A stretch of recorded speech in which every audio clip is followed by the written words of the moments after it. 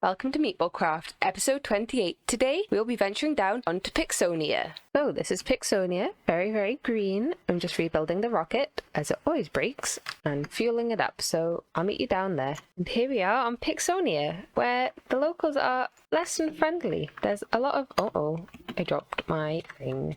Yes, there seems to be a lot of furious zombies and angry zombies everywhere, but what can we do about that? Let's see what we can find, and hopefully we can find the bee that I want. This place is a button. Button means boss. Let's give it a... Oh my goodness. A dimensional anomaly. Okay, he's not too bad. Where's my sword? Wait, let's just kill him and see what he drops. Well, he doesn't get poisoned though. That's a shame. Fun fact, you can't use the Draconic Evolution grinder on this guy, which means I feel totally justified using it for other bosses because it let me. Because if it didn't want me to use it, it wouldn't have let me. So I'm just going to have to keep whacking this guy until he dies, but it shouldn't be too bad unless he lags and whacks me like that. Oof dear, he hits a bit hard, doesn't he? He hits so hard, I actually went down to my normal health fighting him, which I haven't done for ages. Good thing I got some blue hearts on me. Okay, he's just about dead. Perfect. And what did he drop? Let's see, we got a withered chestplate, a sentient anomaly detector. Oh, I don't know what that is. And some rubbish. Lovely. So what do you do? It's a puzzle. Should we try and right click it and see if it tells me anything? Stand on top of the right structure. The haven will guide you. Scanning box from the top going down. Top block is wrong. Okay, interesting. Well, we'll have to figure that out at a later point. Let's see what else is in Pixonia. This place has a lot of spider spawners and they're all inside this Stormcraft stuff I can't break very easily. So now I've killed the tarantulas. This has a lever on it. And it summoned lots of skeleton lords. Of course it has. See if I can make a hole in the floor for them to go and sit in. Not very easily. Come on everyone, go in the hole. I had to steal this guy and keep him in a little cage because he disappeared last time. I don't know where he went, but he has something I want. I'm sure that meatball makes the possessed fluix crystals, so I would very much like that off you, Mr. Unburied Lord. And there he goes. He's dead, and we have our whispering meatball. Perfect. Exactly what we wanted. Now we're just completely and utterly starving. I got some piles of neutrons from down there. I don't know if there's anything else down there. I don't really want to have a look, to be honest. It's very hostile. This feels like a puzzle. We have 4 saplings, some haven, Lucala's haunted, and Celibus, and a compressed cobblestone block. I'm going to learn these and then take them back out just so we always have some, and I'll put them in here to remind myself this must be a puzzle. There's also some charges in here as well. They were animated blocks and I just killed them and I got the charger back, so I don't know what that's about.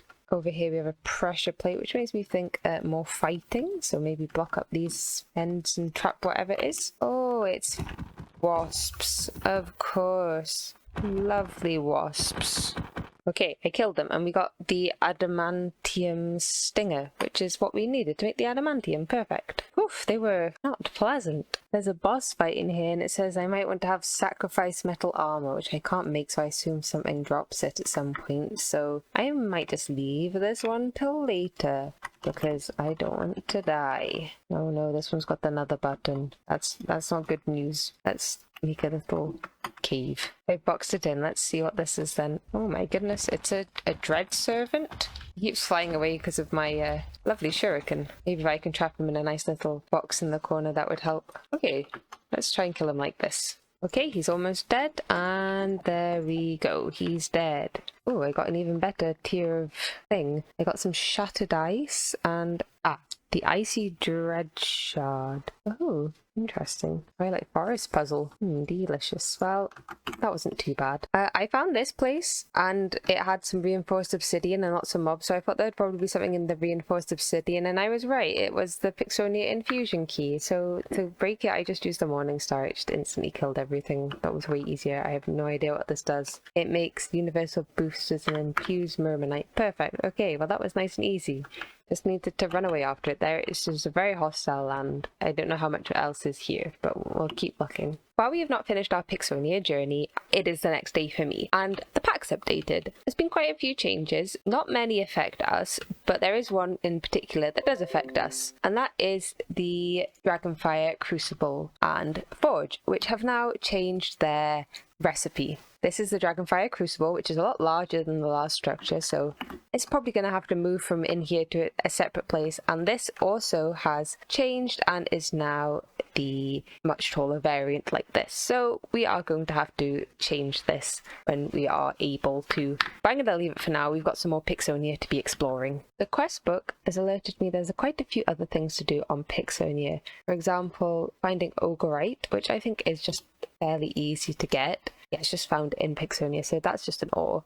We have the Gem of Midas, which is also found on Pixonia somewhere. This Gem of Gluttony is on Pixonia, and we have this one, for example, the Branch of Life, which is craft 4 trees and 1 rock together. Pixonia will guide us. Well, you see, we did get this, so I think this is part of the puzzle. So let's go and craft it together and see what we get. If I combine the compressed cobble with the 4 saplings we found, we do get the Branch of Life. Oh, I've unlocked a secret cobble branch stage. Don't know what that means. Apparently we need this for the deep knowledge core stone. I didn't think we did, to be quite honest. Maybe it's something to do with this. I actually don't know what this does. It is used to make animators. Okay.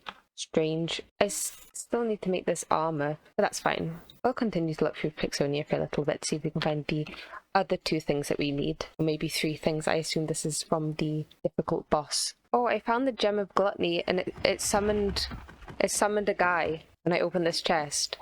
So better kill him. Okay, I killed him. I don't know if he actually drops anything interesting. I think it was just the Gem of Gluttony that was the... Oh, we're getting some lag. I think it was just the Gem of Gluttony that was the good thing.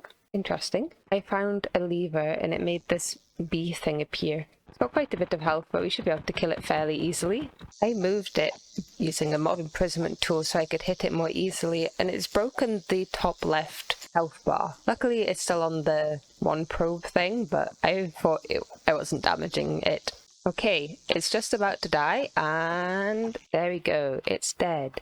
What did I get from you then? Oh, an egg. I assume that's the useful thing, and that makes... Oh, if we use meatballs, we can get pristine Ogreite chunks, which are used to make the molten salt reactor wall and the heat exchanger shell. Wow, that's useful. Yeah, this had another recipe, I'm sure. Yeah, I had a recipe that wasn't as good, so this just helps double it. So that was pretty useful. Here's another structure I don't think we've done. I'm going to try and grab the thing after I spawn it. Oh, you're not evil. You trade me shards of the undead for Fluix medals. So what is a dreadful? What are you? Oh, I used the dread crown to make you, and you're made from the dreadful Perusing key, which is made from other things. Confusing. And what does the Fluix medal do?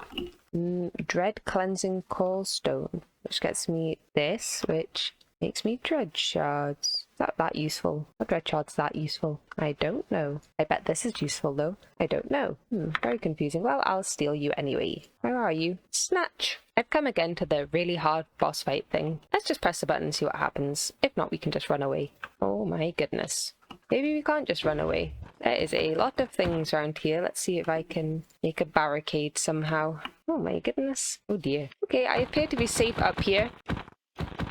So I guess I just have to do a lot of killing, and hopefully I don't blow up their drops, which is always a risk with this insane shuriken.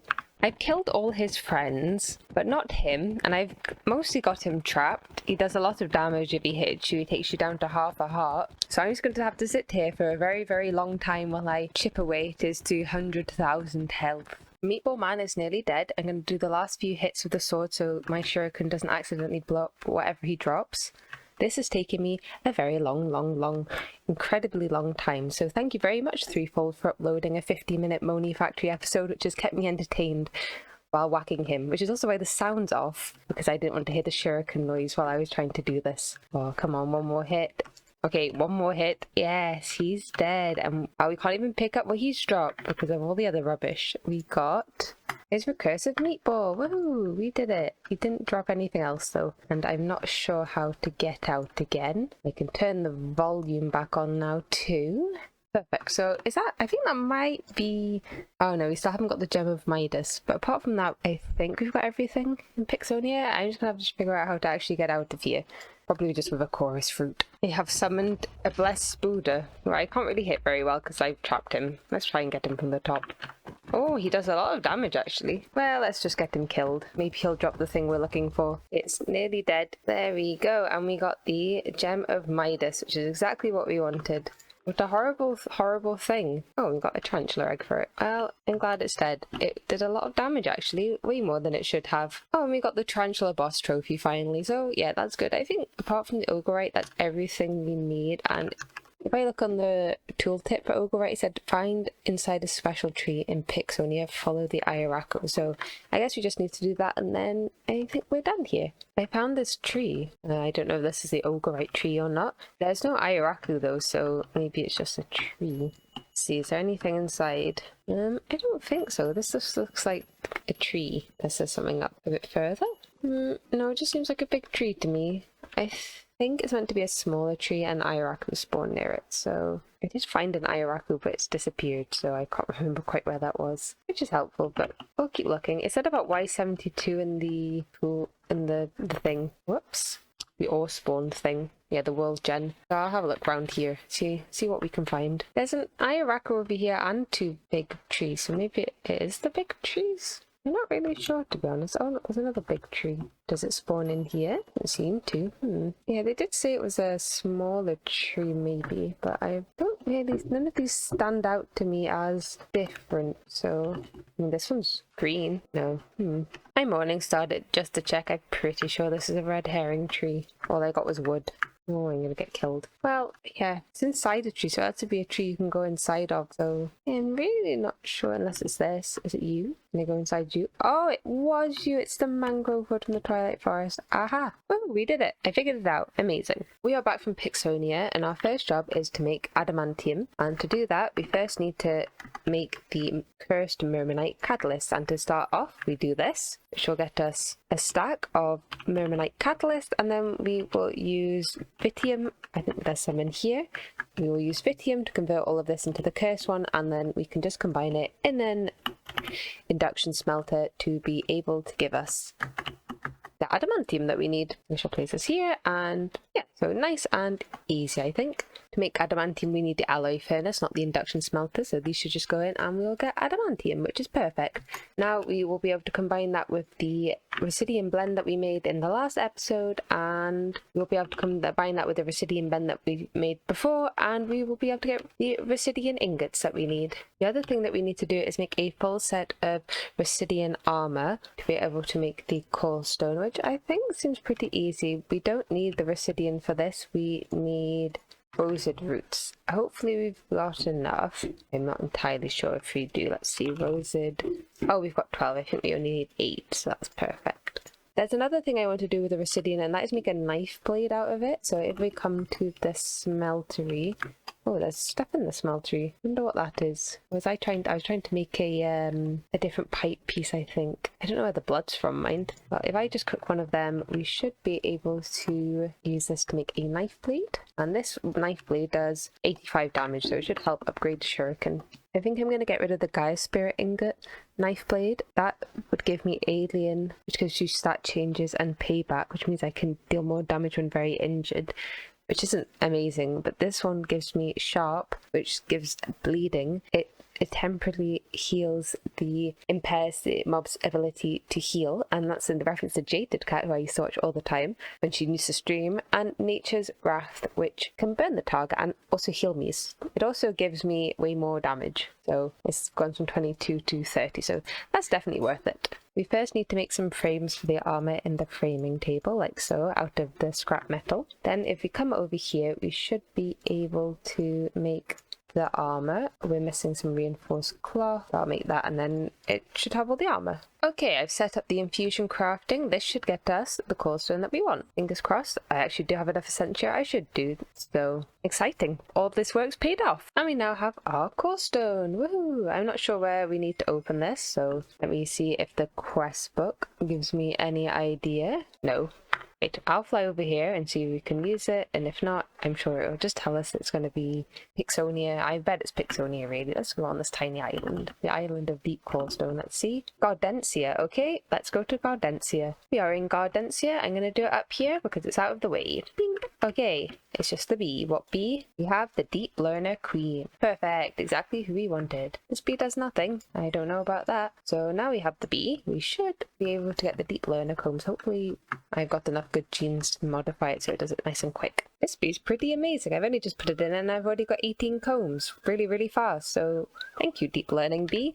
We can now already fully upgrade a bunch of our data models, and also we can make a bunch more. So we can finally do the deep mob learning thing that I've been planning to do the whole time. Our deep mob learning farm has been severely upgraded to have 2 more rows of machines, exactly the same as before, just to double it up. I think this is the max we can really fill this room. So if we need any more than this, we've got quite a few spares over here, about 25 spare ones. So I think we should really have enough, but if we need any more, we'll have to make another compact machine. This has all of the first mythic shell bosses in, and the second as well.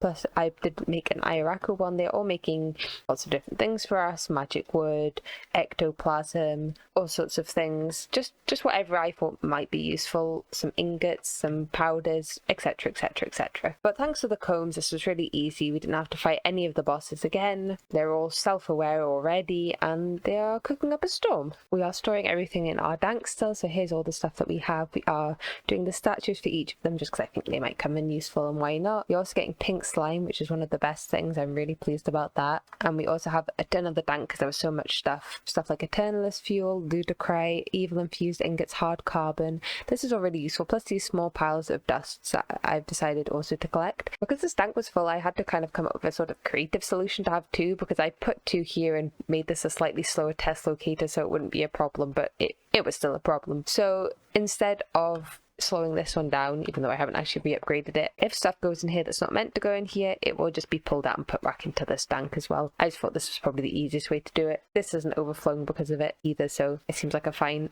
way to sort the solution out. But yes, we have plenty of things now. It's a shame because I was hoping to get the Shadonium from the Moot Fabricator, but that's from this guy, from the Bane, and he's not for a little while, which is a shame because I didn't want to have to get Grekon, so that's a little while away. But a bunch of stuff now that we don't ever have to worry about, plus this Panacea, which we can put in our Tree of Life to get the Thorncraft essences if we want, but I don't know if we really need to do that right now. We seem fine on that. But yes, finally we could finish the deep mob learning thing that I was planning episodes ago. I found another coalstone I want to do. I have no idea what it does. It's called the Biome Ritual Coalstone, and it uses bubble flags, so let's go see what it does. Let's see if we can open it in the overworld, in fact. I've come to our test island. Let's see if we can actually do this here. Beep. Oh, we've got to go to Patar. Off to Patar we go. We are on Patar, just looking for a place to do this. Maybe just over here should be fine. Okay, what's this then? Complicated puzzle ahead. Ooh, puzzle. Fun. Okay, it says that on all sides, I think. So, west, north, east, and south, we have Fluix. Oh my goodness, what's all this? Iro crates, dry peat, thorns. Oh, there's stuff in the chest. Zzz, buzz, buzz, buzz. Does that actually say anything inside? I'm gonna have to read these and then I'll come back and see if I can explain it a bit. Okay, so we have 10 books to read. I put them in order so we can read them together. The Arcane Terraformer has the power to change biomes in individual blocks. Okay, we knew that. 2. The biomes are 12 in total. Their foci have been scattered around the universe. Well, we've got a few, but we don't think we've got 12. The ritual must be performed in the Blind Ice planet. That's Europa. The ritual will span a 5x5 area. Each of the biomes in this area will need to match. Okay. This map will let you know how to arrange the biome foci.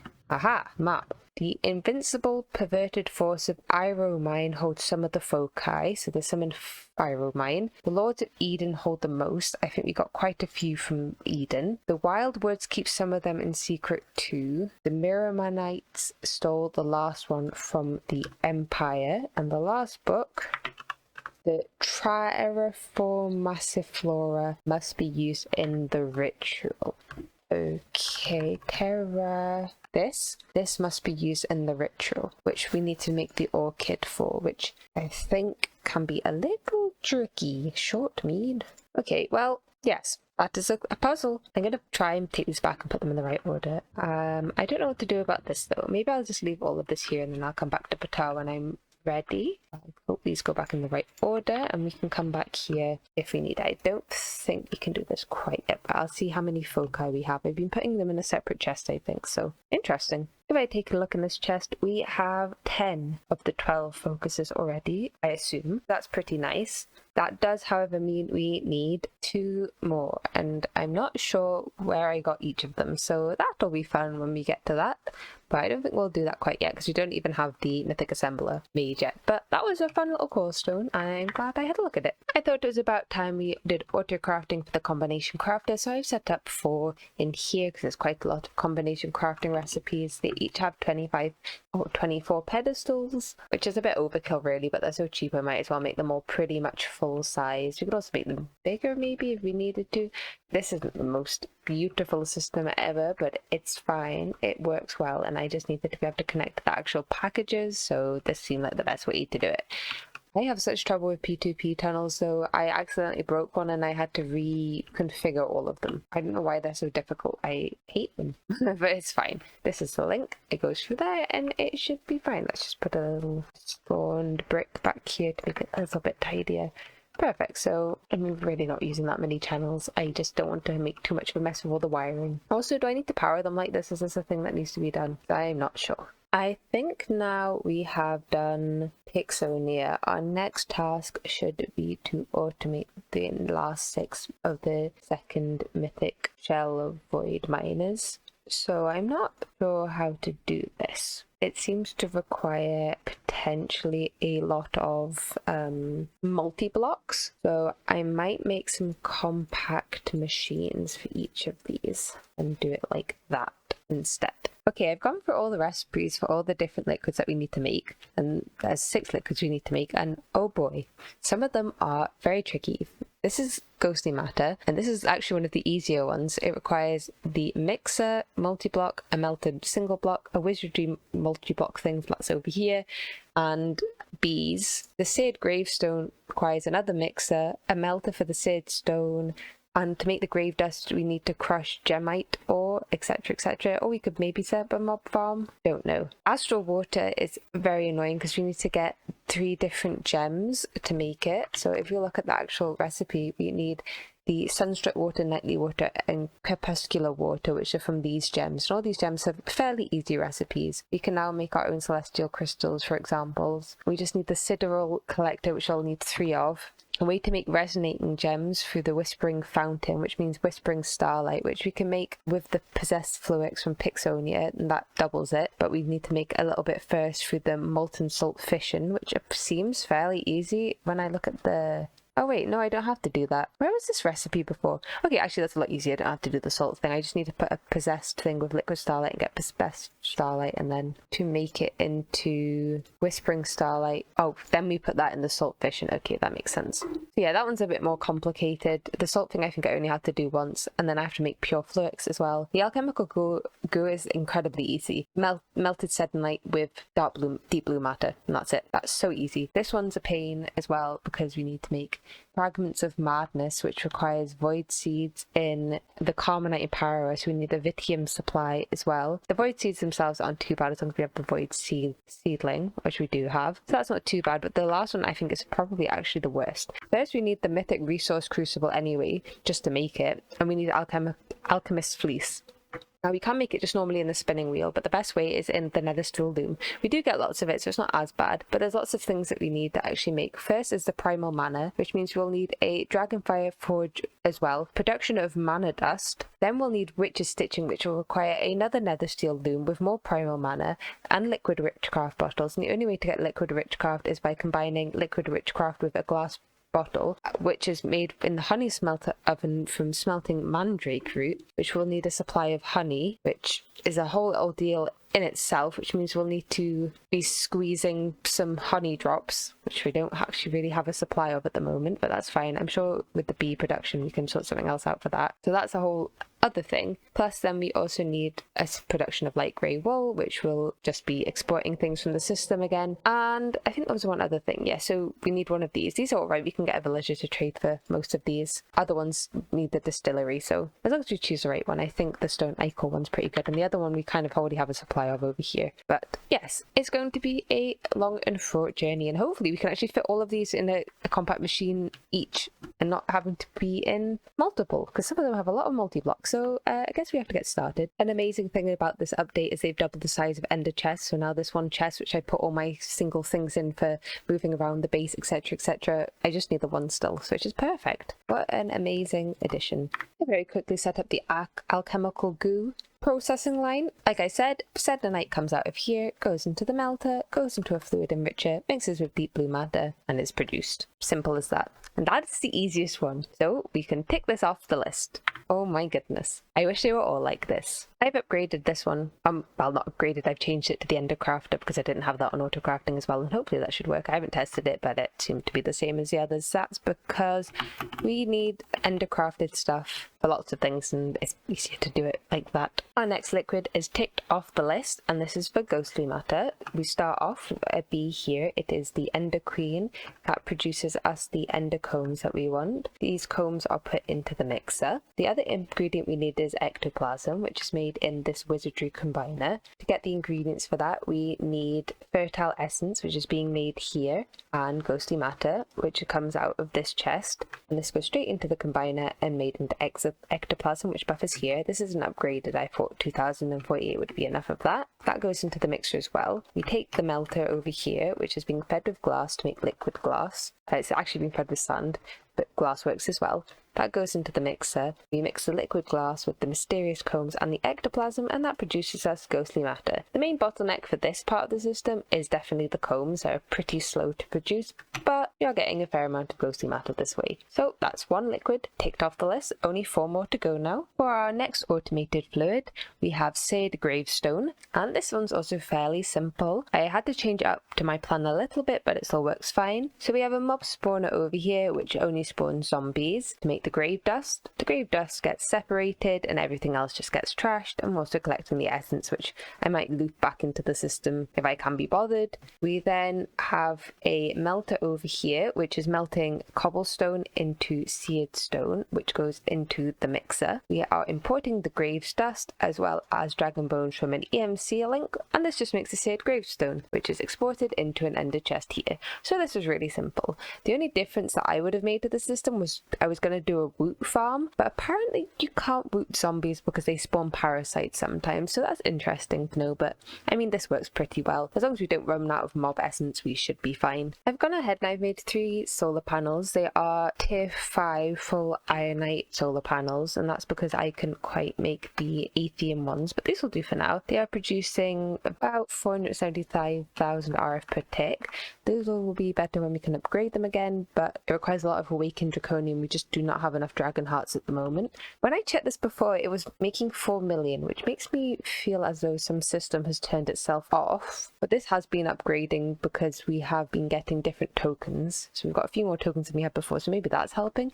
So it was at 4 million, and now it's still about 4 million, 5 million-ish, which does mean we are running a bit out on storage spaces. There's only 27 days left till this is full up, which is why I am making some awakened draconium in here to be able to upgrade the energy core to a tier 8 one, which will never ever fill up. So that's good. Oh yeah, look, it hit 5 million RF per tick when that stopped running. Yeah, I'm not quite sure where all the extra energies suddenly come from, unless the turbine production's been buffed in the update. I don't think it has. This is the biggest one. No, that still seems pretty stable, so I'm not sure where all the extra power is coming from. This totem thing is producing a fair amount of power. We are up to 15. We will be on on 16 soon. I could probably set it up right now, to be honest. So 15 gets us, yeah, a million RF per tick. And we will be able to get to, is it 18? Maybe 19 or 20. 19? 20. We'll get up to 20, which will give us 2 million RF per tick. So yeah, I'm not quite sure where all the extra power is coming from, but I'm not going to complain. I think I've overcomplicated the Astral water. I was going to make the Whispering Starlight for this, so that I could make the resonating gems more easily, but this seems way more difficult. So I'm going to try and set up the Starlight Infusion Altar and the Containment Chalice inside the, whatever it's called, cube thing. And that should be fine, I think. Okay, I've just finished automating Astral Water, and boy, this one took quite a while, and it's a little bit more complicated than the other ones I've done so far. So we have all the ingredients that we need put into this ender chest like normal. To start with, we are pulverizing Fluix crystals into dust. This gets pressurized into Fluix seeds. The Fluix seeds are put into the crystal growth chamber to make pure Fluix crystals. These go into the crafter, which when combined with a whispering meatball, which is reusable, makes possessed Fluix, which buffers here. Possessed Fluix goes into this crafter and is mixed with rock crystals, sugarcane, and seeds to make these celestial crystals. You could make any, to be honest, but actually making this attuned crystals is way easier than just making the normal celestial crystals. So that was a pretty easy hack. Otherwise, I would have had to have made like 1,000 normal crystals. These get buffered here for a little bit. We are using a centrifugal separator with the projected gems to make nocturnal and illumination powder. We are making stardust by pulverizing star metal ingots, which are also coming from farms. These go into 3 separate crafters. One crafter makes the nightly gem, one crafter makes the sunstruck gem, and one makes the crepuscular gem. This is all using sideral collectors, which I made before. They're not that hard to make. This was alright, really. I had to find these in the Dimeriacia dimension, or whatever it's called, and this is pretty easy to make. And it made 3, which is perfect for this. I think probably this is all it does.